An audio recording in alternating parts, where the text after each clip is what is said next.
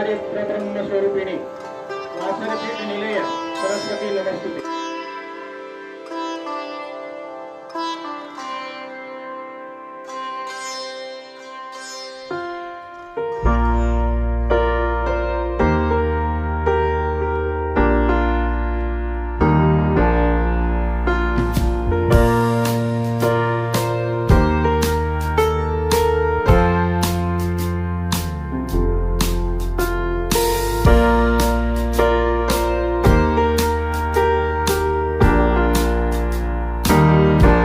तयारी या ठिकाणी घेत होते असे कैलासरावजी कदम, किशोरजी घडे,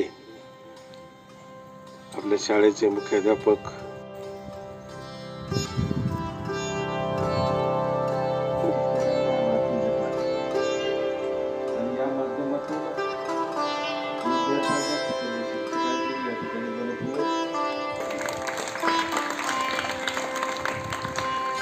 ही कल्पना आता बऱ्याचशा विद्यार्थ्याला असं वाटतं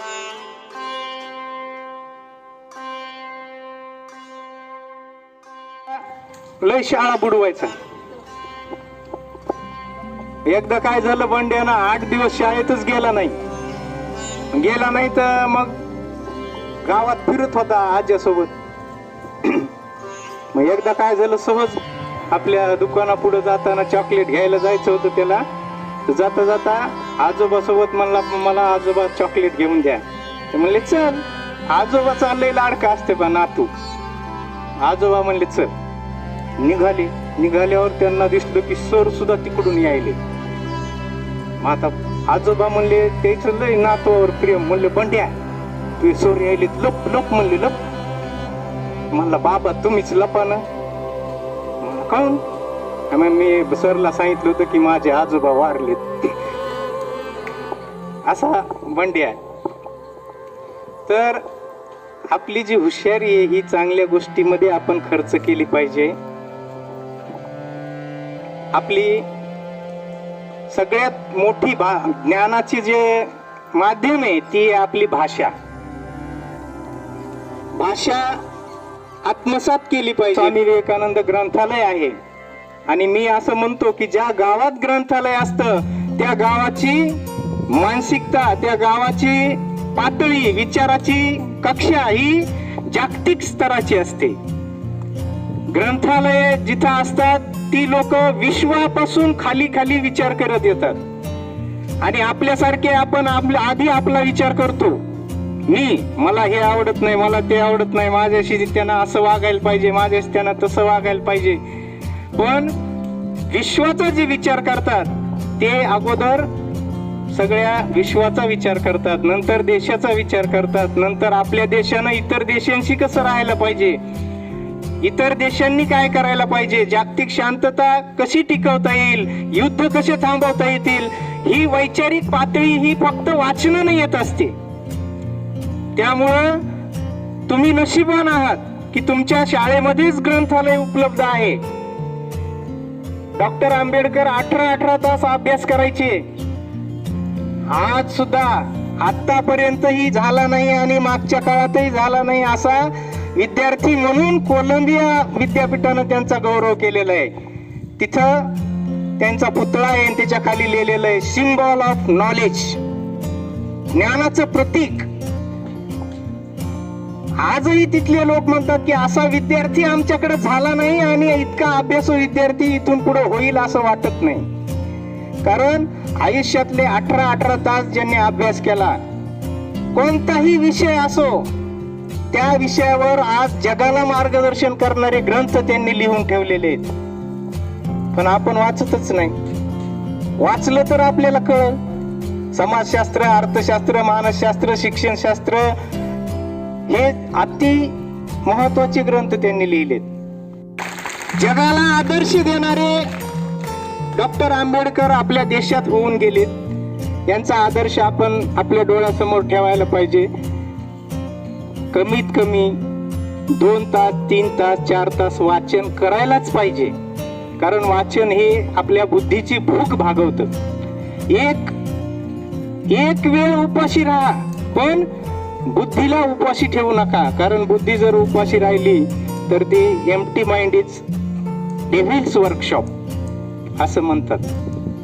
मग वाचन हे ज्ञान असतं, ज्ञान हे भाषेतून मिळतं आणि भाषा ही आपल्याला शाळेत शिकवली जाते.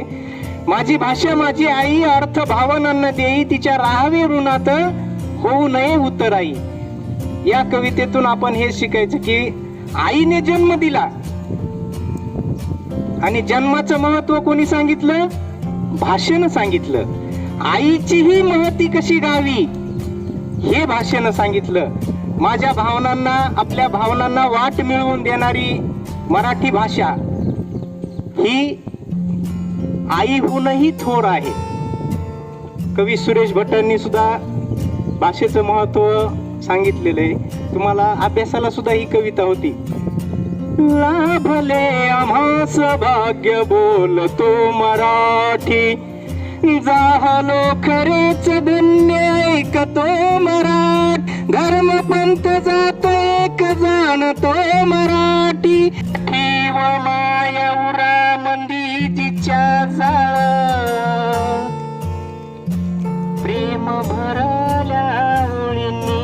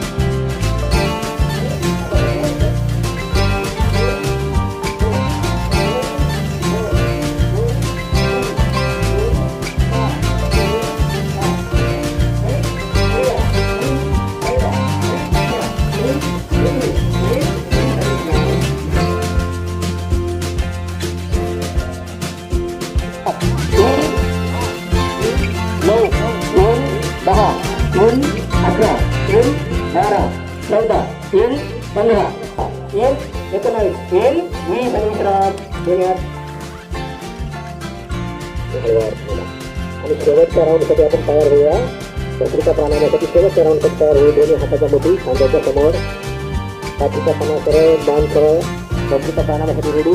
3 1 3 2 8 3 9 3 10 3 11 3 12 3 15 3 16 3 17 3 18 3.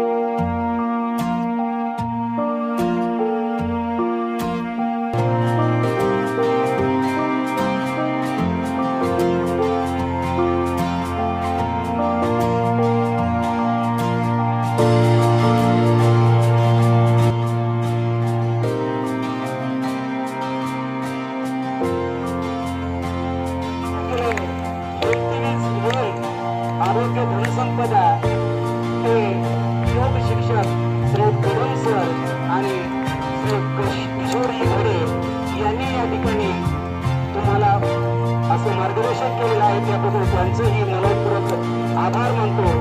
आणि आपल्या शाळेचे मुख्याध्यापक श्री लहाने सर